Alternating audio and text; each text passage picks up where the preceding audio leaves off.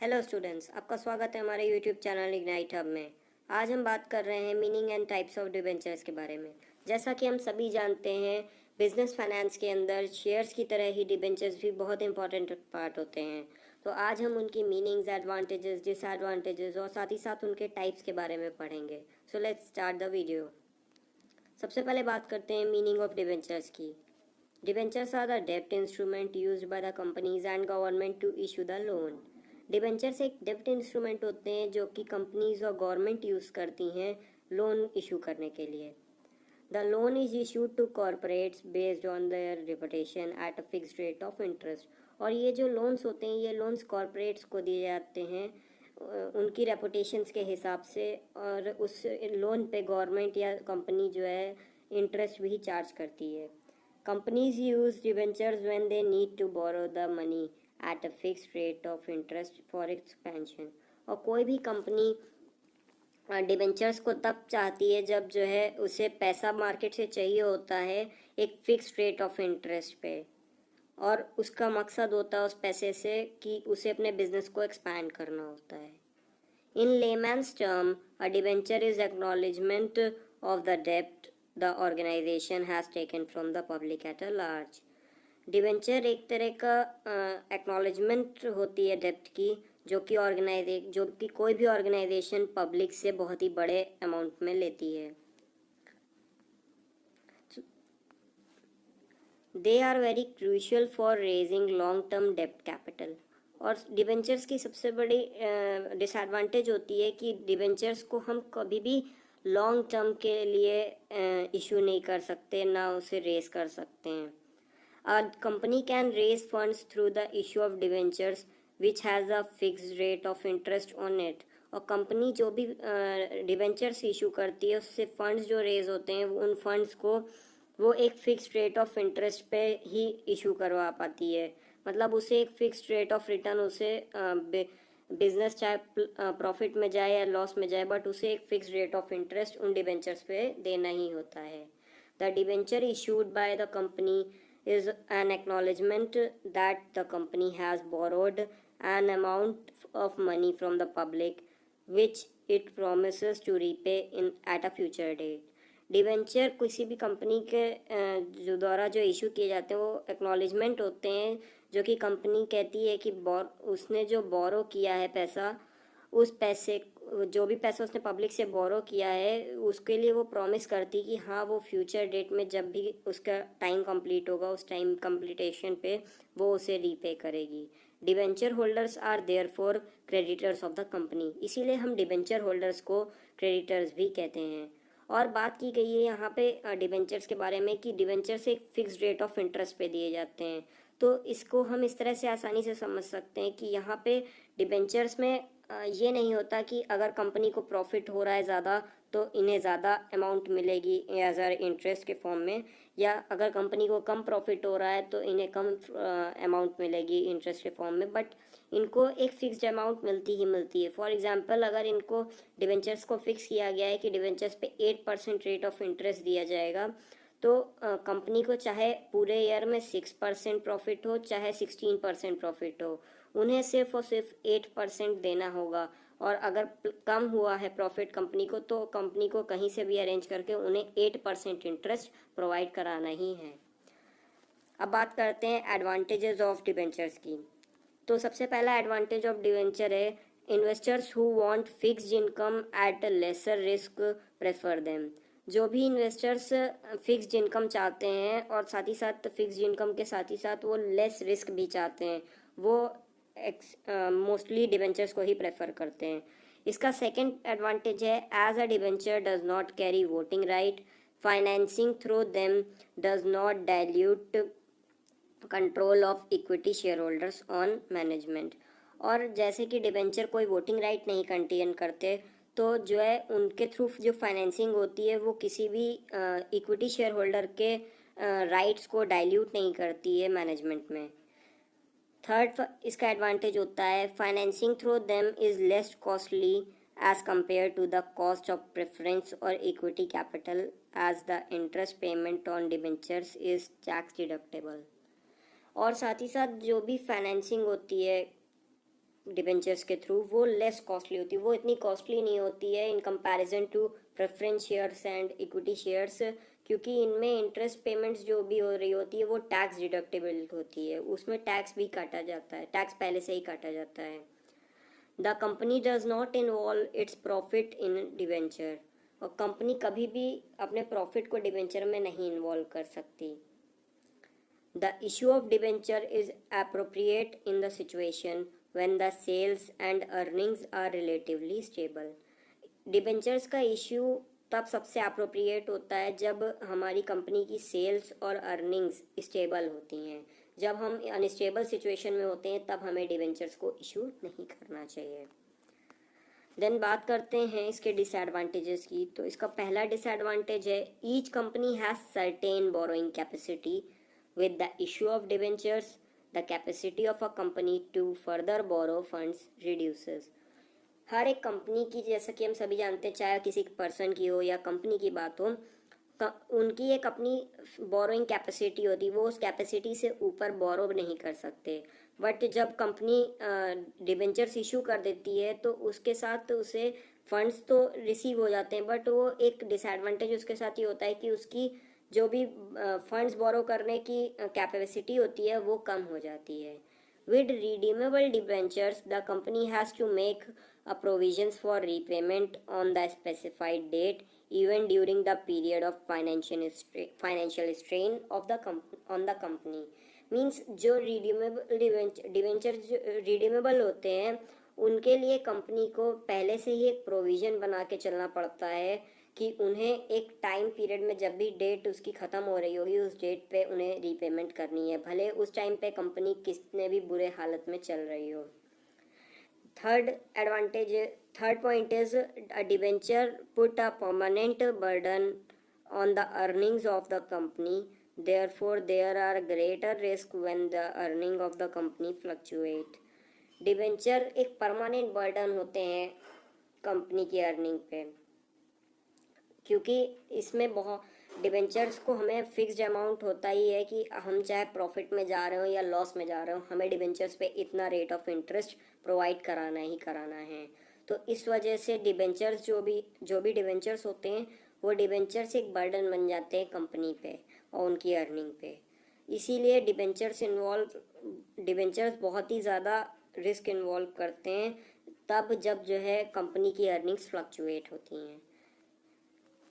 Then बात करते हैं टाइप्स ऑफ डिबेंचर्स की। The following are the types of debentures. यहाँ पे कुछ टाइप्स ऑफ डिबेंचर्स के बारे में बताया गया है।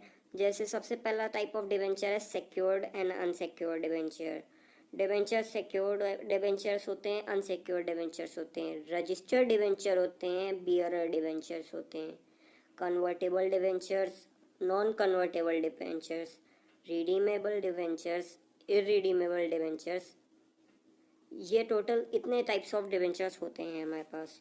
अब हम इनको डिटेल में पढ़ेंगे। Then continue. सिक्योर डिबेंचर, सबसे पहले बात करते हैं हम सिक्योर डिबेंचर की। Secure debentures are that kind of debenture where a charge is being established on the properties और asset of the enterprise for the purpose of any payment. Secure debentures उन debentures को कहा जाता है जहाँ पे एक चार्ज पहले से इस्टेब्लिश्ड होता है प्रॉपर्टीज़ और असेट्स पे, एंटरप्राइज पे, for the purpose of any payment. मतलब कि जो सिक्योर डिबेंचर्स होते हैं वो डिबेंचर्स जो भी कंपनी इशू करती है उसके लिए वो उन डिबेंचर्स को वो पहले से ही कुछ असेट्स में या कोई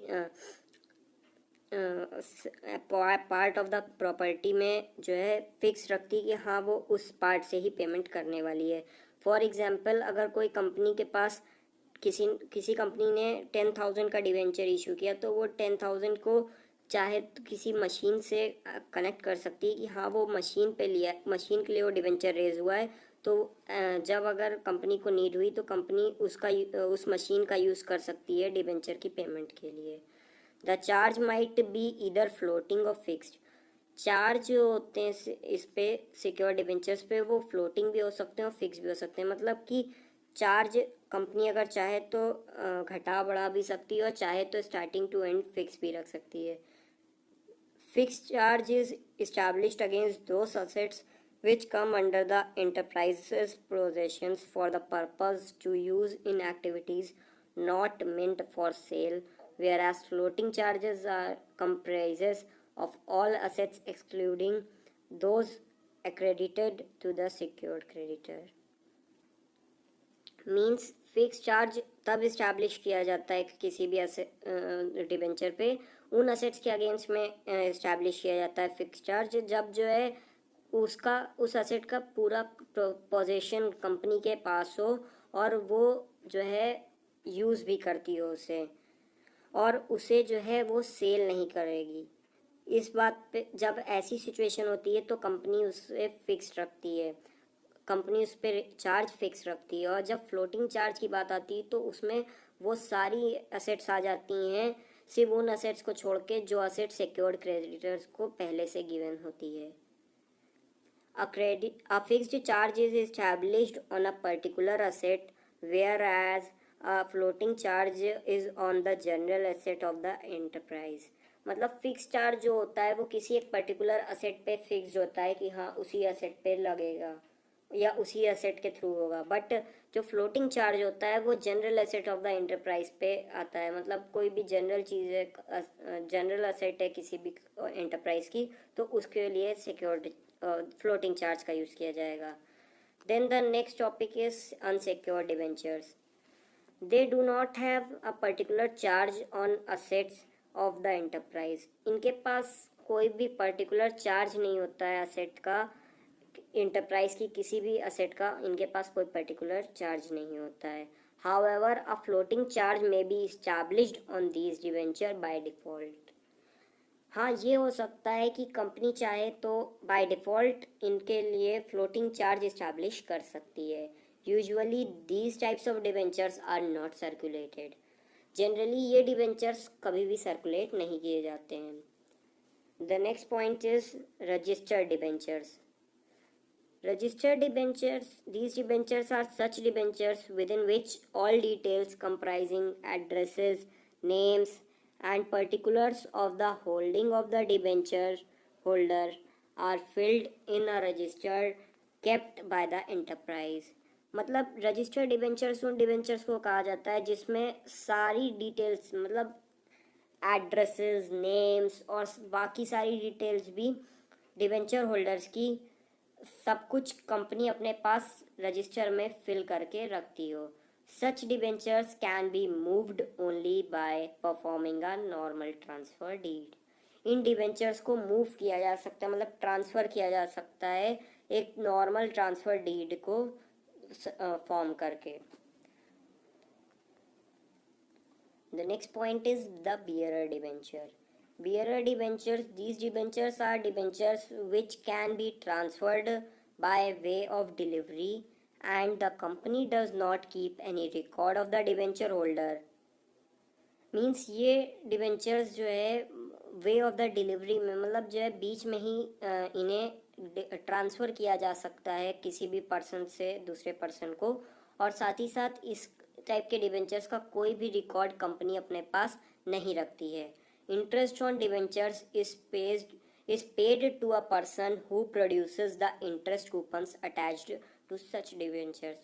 और इन डिबेंचर्स पे इंटरेस्ट उन्हें पे किया जाता है जो कि इंटरेस्ट कूपन जो है प्रोवाइड कराते हैं या प्रोड्यूस करते हैं डिबेंचर्स के साथ में. देन बात करते हैं कन्वर्टेबल डिबेंचर्स की. Debentures which are changeable to equity share और in any other security either at a choice of the enterprise or the debenture holder are called convertible debentures. These are either entirely convertible or partially changeable.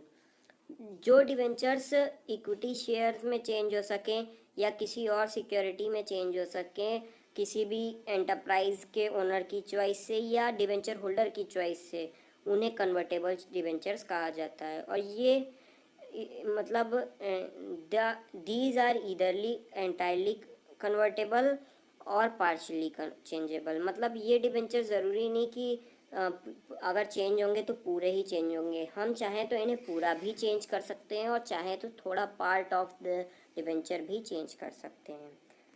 Then बात करते हैं non convertible debentures की। The debentures which can not be changed into share और in any other security are called non convertible debentures. Just opposite of that convertible debenture, ये debentures वो debentures होते हैं जो कि किसी भी टाइप के शेयर या अदर सिक्योरिटी में कन्वर्ट ना किए जा सके हों। Most debentures are circulated by the enterprises fall in this class. ज़्यादातर डिबेंचर जो कंपनी से या एंटरप्राइज सर्कुलेट करती हैं वो इसी क्लास के होते हैं जो नॉन कन्वर्टेबल होते हैं। रीडेमेबल डिबेंचर्स। देन हम बात करते हैं रीडेमेबल डिबेंचर्स की।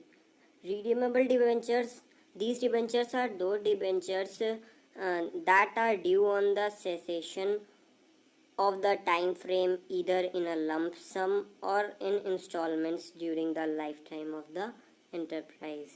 मतलब ये उन डिबेंचर्स को कहा जाता है जो कि एक टाइम फ्रेम के लिए फिक्स होते हैं और चाहे वो एक साथ पे किए जाएं कंपनी पे कि जो है मतलब जब भी उनका टाइम पीरियड कंप्लीट होगा तब उनकी एक साथ पेमेंट की जाए, या कंपनी चाहे तो उन्हें इंस्टॉलमेंट के बिहाफ पे भी पेमेंट कर सकती है।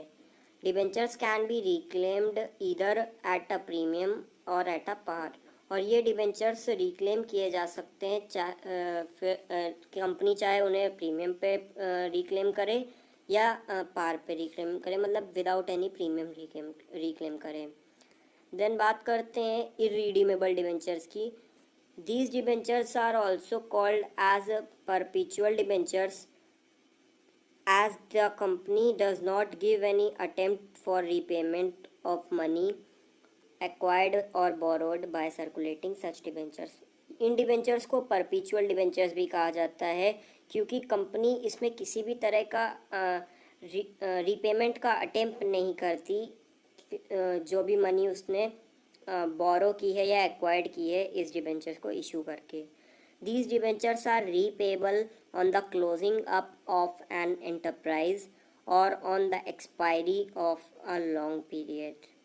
मीन्स ये डिबेंचर्स जनरली रीपेबल होते हैं on the closing up of किसी भी एंटरप्राइज के जब क्लोज हो रही होती है उस टाइम पे ये रीपेबल होते हैं, या बहुत ही लंबा टाइम पीरियड जब गुजर जाता है तब ये डिबेंचर्स रीपेबल होते हैं।